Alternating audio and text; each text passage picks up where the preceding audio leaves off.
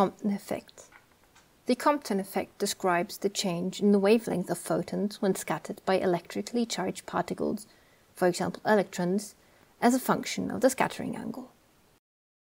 The observation can easily be explained in the particle picture by energy and momentum conservation. The effect was discovered in 1922 by Arthur Holly Compton when X-rays were applied to crystals. He received the Nobel Prize in Physics for this in 1927.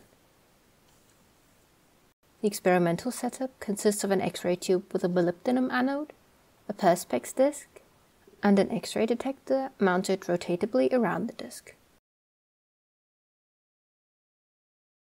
The X-ray tube is operated at 35 kV acceleration voltage and 1 mA tube current. In the X-ray tube, free electrons are generated at the cathode. The electrons are accelerated and hit the inclined molybdenum anode. By decelerating them, meaning negative acceleration, X-rays are generated there.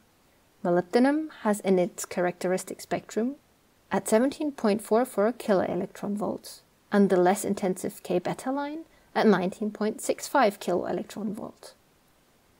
The photons of the X-rays hit the perspex disk at a wavelength between 10 to the power of -8 and 10 to the power of -12 meters and are scattered.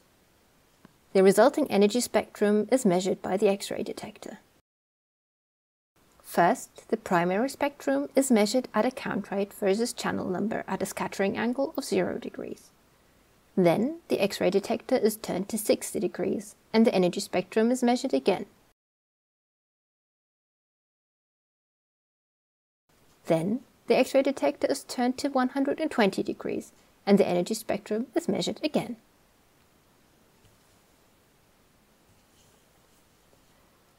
Based on the known energy of the K-alpha and K-beta line, the measured spectra can be calibrated from count rate versus channel number to count rate versus photon energy.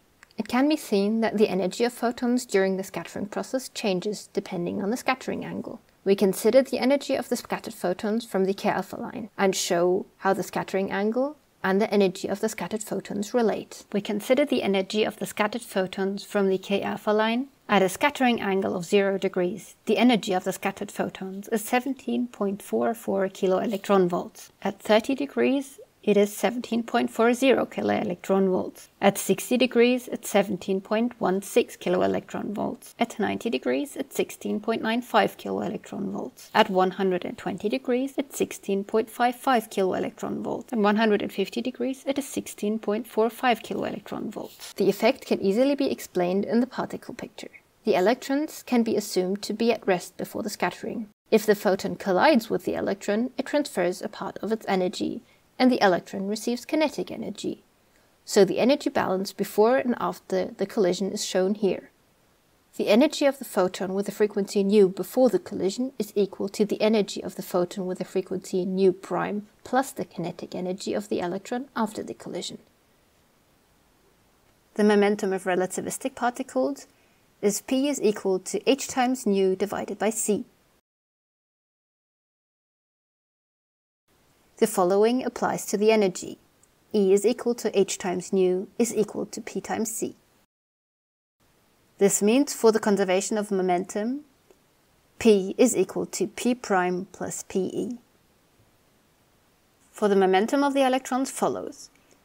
Pe square is equal to left bracket P minus P prime right bracket is equal to P square plus P prime square minus 2 times P prime.